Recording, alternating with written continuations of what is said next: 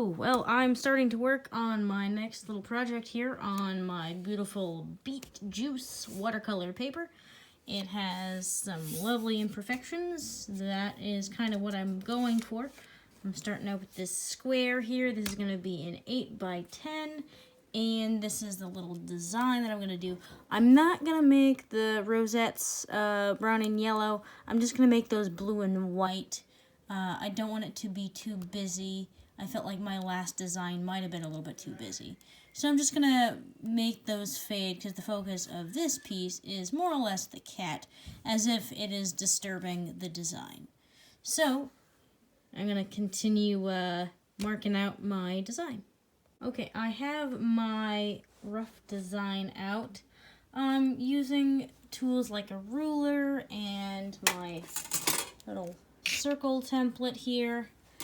But curves, I'm just eyeballing those, as well as approximations for where I want things to end. Not too much measurement involved. It's mostly just me deciding where I wanted stuff to be.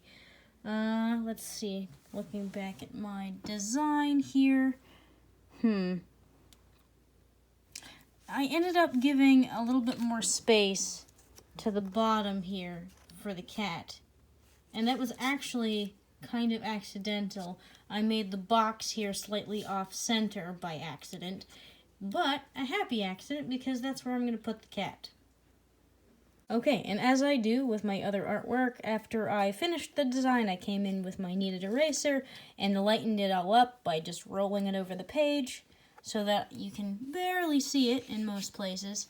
And then I come back in with my color pencils so that I can outline my shapes and come back in with my watercolor. You know, I just realized that I forgot to put the cattails in right here. I have them in my design. Okay, I put the cattails in, and now we have a finished design. I'm gonna start in with the watercolor. My watercolor is a quick spray down. It helps activate them. I saw somebody else do it once upon a time. So,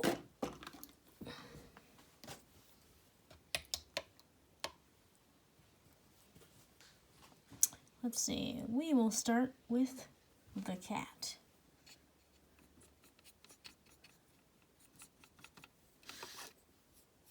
Okie dokie.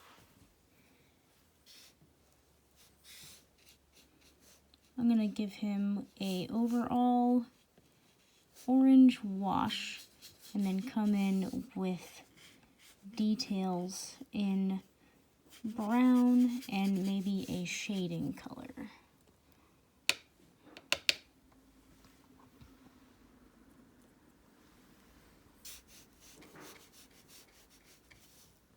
Next, I'm going to go in with a slightly smaller brush for the green. I'm going to work on that next because that is not touching the cat anywhere as the blue is. So I'm going to go ahead and come in and do details on the green, such as this cattail.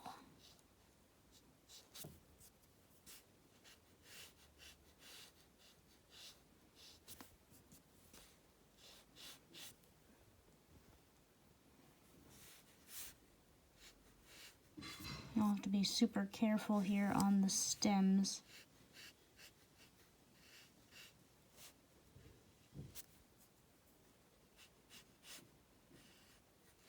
So that I don't pick up too much paint. I'm going to take some off. And then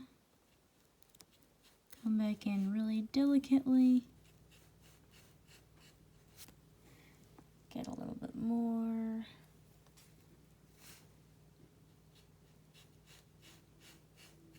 I might go back over that later if it looks a little bit too light. And I'm just working through blocking in all of my shapes.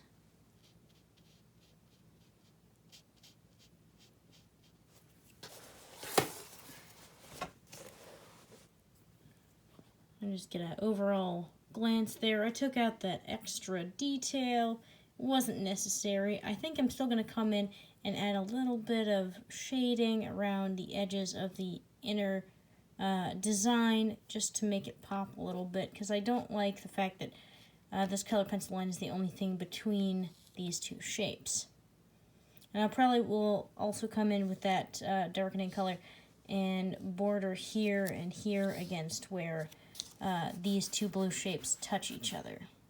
Okay, so I went ahead and finished blocking colors. I added some stripes here. I added a little bit more shading in the cat, and I added this shading with my mauve color here around the interior design so that it stood out a little bit more. And I added a little bit of shading on the edges of these circles to the exterior square, just so it had a little bit more definition. So those are the kind of issues I'm working through with the designs that I'm choosing. So finished product and original design. I'm just going to trim this down to the 8x10 size, and voila, framed and everything.